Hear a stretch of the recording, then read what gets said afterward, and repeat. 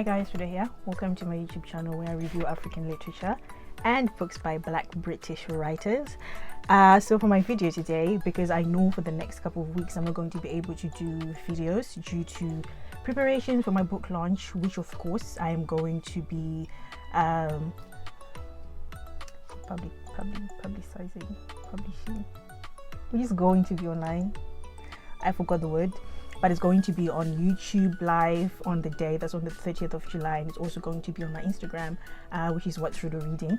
So today I thought I should show you what's on my to be read list, or which I've read halfway and left, so that you guys can get a feel of what exactly I'm doing through this whole hiatus. And if you like, we can also talk about them. My DMs are always free if you guys want to talk about books, obviously. And yeah, let's get into them.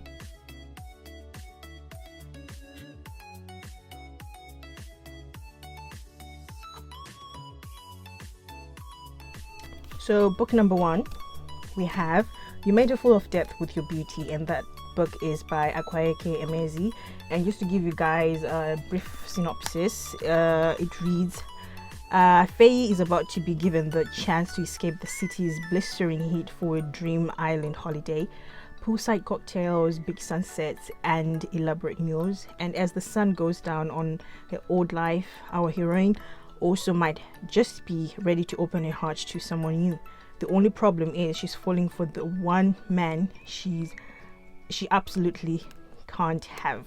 So as you can see, I've read like halfway through the book and I had to leave it because I had to read something else. I had to but so far I would say Akwaeke, they actually write books which provoke you. Like, they don't adhere to the African literature stereotype, if I should say. The kind of writing is very, very different because it provokes the boundaries which we set as Africans and stuff. So it's very refreshing, and if you want something which is different from what you're used to reading, definitely go for this author.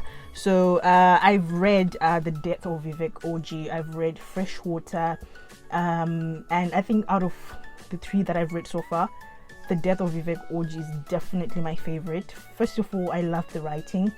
I think I'm going to review it. I haven't reviewed it yet, but yeah, I think I'll do like a series of all the books in once, because I think that kind of helps. Yeah, I think I'll do that. So my favorite was The Death of Vivek Oji. Loved the writing, did not see that coming, if you know what I mean. If you've read it, I was taken aback but very much intrigued. So they really cross those boundaries which you think, you know, oh, this is taboo and stuff, but I think you also need to read those kind of things whether you like it or not. Obviously, sometimes I'm the kind of person who reads something which challenges the way that I think, so that I also have a different perspective. So yeah, I'll let you know guys when I finish reading this book. Obviously, I think I'm going to have to do a series of all the books by Akwaeke Emezi. And yeah, let's go to book number two. Book number two, we have Dele, Weds, Destiny. So this is actually for my Tandem Collective review, and I liked it. I like this take of literature. So just to give you guys obviously a synopsis of the book, this one I've actually finished, so I'll give like a brief review of it. So Zainab, Funmi, and Enitan first met at university in North Nigeria, all learning how to become themselves. It's an experience that binds the three very different women together. When Enitan moves to New York to elope with a white man, Zainab and Funmi are left behind with drastically different fortunes. Over the next 30 years, their lives diverge and change. Enitan is separating from her husband while trying to understand her daughter Remy. Zainab finds herself the sole breadwinner for her husband and their 4 sons, and Funmi is living a life of confined luxury as the wife of a successful shady businessman. But theirs is a friendship that can endure decades of distance, and in 2015 they are reunited for the first time for the wedding of Funmi's daughter Destiny. Here they will reflect on the past, the things they loved and lost, but the present brings unexpected surprises too, because their daughters Remy and Destiny might just be as rebellious and open-hearted as they once were. So yeah, this is the book I've finished 2 days ago. Yeah, I think I finished this book 2 days ago, and I liked it. I really liked it, and I think I'll give it like 3.5 out of 5. I think because of the ending, I wasn't expecting it, but I think maybe it's a build up for maybe a second book, because the way it ended, I had so many questions. So this book, I think it's available on all platforms now. It came out on the 5th of July. It came out on the 5th of July, I think, in the UK. And some of the topics which I picked on were there is filial bond. So there is Enitan and Remy, her daughter, the way that they relate to each other. Remy, she's like General Z, you know, they're all about the fighting, you know, capitalism, all of that, like standing with fighting for justice and all of that. And then there's Destiny and Fumi. Destiny, Fumi's daughter, she's very quiet, like she's an introvert, and her mom is the complete opposite. So you can imagine how they kind of like clash heads. Actually, they don't clash heads, but Fumi tends to overpower Destiny in so many ways. Even the way when she was about to get married, she was more into the wedding than Destiny actually was. And then there's Sharon and Enitan. So Sharon is Enitan's mother, and Sharon loved Enitan so much, but it was very suffocating for Enitan. So there are those kind of relationships, different dynamics of relationships of filial bond, which you also get to experience in the book, which I really enjoyed, because they're like, you kind of see how people when they grow up, exactly their childhood and how it affects them. There's also friendship, the trio, and how their bond was strained and solidified. So the way that they became friends, obviously the two, Zainab and Enitan, they were dorm mates or roommates. And then the way Funmi became friends with them is actually very funny. Not funny per se, but it's a very controversial way, because she stole one of the boyfriends. So you can kind of see how it was a bit unsettling, but at the end it seems like, you know, they were okay with that. There's also a generational difference. This is very vivid when it comes to Funmi and Remy, because they are polar opposites.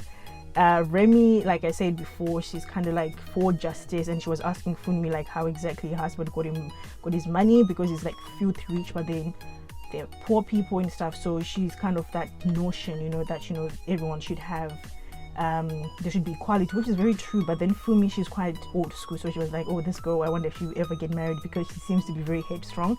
She's not someone who backs down from a fight just because she's a woman, or she feels like she's not going to get married and everything. She's not of the status quo of, you know, this whole African thing of like everything you do should be to get a husband. There's also body dysmorphia, so Remy suffers a lot from that. And the funny thing, not funny thing to say, the complicated thing is, in the West, because she lives in America, her body built, which is like, she's like bountiful, you know, she's curvious.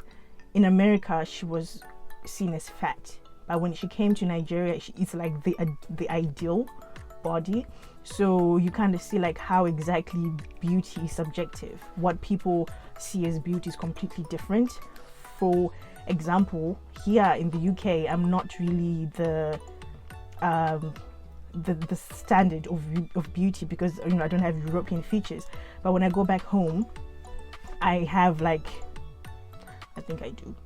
I have like certain features which people will be like, oh, those are very attractive. But that's when you see that beauty is very subjective. In other people's eyes, you're not beautiful.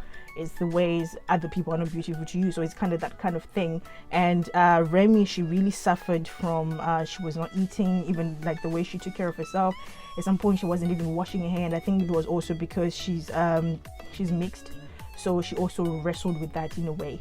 Then there's also cultural differences. For example, Enitan and Remy, and also different parenting styles. So Remy, she seemed to be more closer to her dad, because her dad, Charles, was white. He was kind of like, he parented her in a way that European people parent their children, which is like being free, expressing yourself and whatever you want. As in with Africans, it's quite different, because it's kind of very controlled in a way. So there was also that that thing that came between Anytime and Remy. And then there was also depression, which Destiny suffered from, and it was very hard for Destiny, because even expressing it, because she was a very timid character. She was very drawn back, you know, she kept to herself. And then her mom, who's a very loud personality, it was very hard for her to express herself that, you know, I'm going through something, because her mom would be like, okay, so you can just get over it. Even when she said that, you know, getting married was not something she really wanted, her mom was like, well, we have to get married for security. So yeah, topics like depression and all of that, they're also there. There's also love, there's friendship, there's so many topics. So I would definitely recommend this book, because this is the only one I've finished so far, and I hope you enjoy it. Book number 3, we have Turning Tables, and this is by Alice Takawira. I actually had the privilege of going to a book launch / book discussion in the UK, and she actually gave me a platform to talk about my own book, which was very, very nice of her. So just to give you guys a synopsis of the book, this book is one of the books I'm going to read. Obviously, I'm going to have a full review of the book, but I'm just showing you guys the kind of books I'll be reading over the course of the next few weeks. And you can definitely get this book on Amazon. I think in America it's on Barnes & Noble, and I think it's also on Audible, so it's on different platforms. So to just give the synopsis, it's 2 lovers, 2 continents, 2 cultures, one unforgettable love story. Maita, a Zimbabwean graduate student, has returned to London on summer break with one goal: to get back with Ade, a Nigerian ex-boyfriend, after callously breaking his heart. On the flight to London, she meets Chris, a British gentleman who is instantly captivated by Maita and pursues her relentlessly. When Ade rejects Maita's attempt to rekindle their romance, she turns to Chris, and as a couple, they are forced to confront racism, the complexities of an interracial relationship, and their insecurities. But Maita has never forgotten Ade, nor has he ever gotten over her. And when Ade contacts her, it sets off a dangerous chain of events that will forever alter the course of all 3 lives. How far will each man go to win her love? Turning Table is a poignant and extraordinary story of love, missed opportunities, and second chances. So that's a very interesting take. If you're into romance and, you know, lost love and rekindling second chances, definitely recommend this book, because this is actually a romance book, which is very nice, because in African literature we rarely find like pure romance. I think at the moment the queen of romance is Bolu Babalola, which I'm super excited to start with Honey and Spice. But it's very refreshing to also see books where you don't have to think too much or to learn complex lessons about life. It's just a matter of just having fun and enjoying the book and reading, and that's something that I really take pleasure in. So this is definitely going to be on my, it is already on my to be read list, but I'll be doing like a full video of the whole review once I finish reading it. So yeah, on to the next book. Book number 4, we have Honey and Spice. So Honey and Spice, I actually went to the book launch last week, Monday. And if you want to see like a sneak peek of the video, it's my latest video, well, before this one, the one before this one, where she was talking about her writing and how she got into Honey and Spice. This was actually her first book before Love and Color, and from what I've read, I think I've read like a quarter of it. I'm here. I've read a quarter of it, and it's really giving like teenage love, you know. Well, not teenage love per se. They're like, the characters are in university. I'll be reading the synopsis, but I think if you're like in high school or in college and you want like a young romance, young adult book, this is definitely for you, because it was really giving that vibe and I really liked it. I wish this was something I would have read in high school, because I would have fallen head over heels with the characters, which I already do, but you know what I mean. But anyway, just to read the synopsis of the book. Kiki, she's an expert in relationship evasion, who has made it her mission to keep the women at Whitewell University safe from players and heartbreak. Malachi is the handsome newcomer. Oh my gosh, sorry. Malachi is the handsome newcomer who is everything Kiki has been warning her sisters about. the one person who might collapse the community she's building. By declaring Malachi the West Man of Whitewell, Kiki brings a stop to her girls fighting for his attention. But when she and Malachi find themselves entangled in a fake relationship to salvage their respective reputations, she's in danger of falling for the very man she warned her sisters away from. With her heart compromised and defenses weakened, Kiki must learn to open herself up to the perils of love and face up to a past that forced her to close down in the first place. So yeah, this book would definitely leave you weak in the knees, but I'm so glad that the young generation kind of have like an escape when it comes to romance. And it also shows you that dark-skinned women, black women, will also deserve that kind of love that gives you all the butterflies. Not always struggle love, guys, please. I, for one, I cannot stand struggle love. Okay, I cannot. So it's very refreshing to read books like this, where it's not always heartbreak, where you're not always breaking your back for someone to love you, where you don't have to convince someone that they have to love you. So definitely go for this if you want like something, a light read, and it's a very good summer read. So yeah, why not? So last but not least, we have The Arctic Child. So I bought this when I went to the Black British book event, and I actually got a chance to meet her, but I didn't manage to take a picture. There were a lot of us. But yeah, to give you guys a synopsis, of course, 1907, 12-year-old Celestine spends most of her time locked in an attic room of a large house by the sea. Taken from his homeland and treated as an unpaid servant, he dreams of his family back home, even if, as the years pass, he struggles to remember his mother's face and sometimes his real name. Decades later, Lola, a young orphan girl born into wealth and privilege, will find herself banished to the same attic. Lying under the floorboards of the room is an old porcelain door, an unusual beaded claw necklace, and most curiously, a sentence etched on the wall behind an old cupboard, written in an unidentifiable language. Artifacts that will offer Laura a strange kind of comfort and lead her to believe that she was not the first child to be imprisoned there. So this is more of historical fiction. So if you were into the books like the Book of Echoes, Homegoing, House of Stone, I think also Things Fall Apart, definitely you will enjoy this because it's a historical fiction. And I'm looking forward to start this because I fell in love with, I think I've said this so many times, Homegoing, Book of Echoes, and I'm pretty sure I will enjoy this. So I highly recommend you guys to also read this.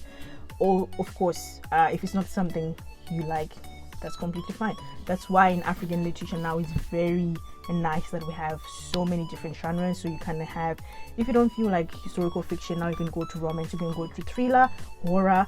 We have a plethora of genres, which I'm so happy about. So yeah, thank you so much you guys for watching this video. I know I'm like all over the place, but I just felt like I owed you a video, an explanation at least, to tell you that for the next couple of weeks I'm not going to be available to do videos. I'll try my best to do them, but they might not be as long as usual.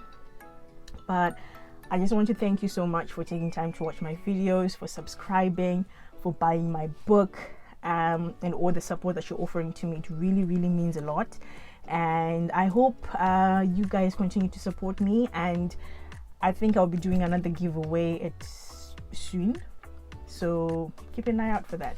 So until next time, thank you so much, and God bless you. Bye.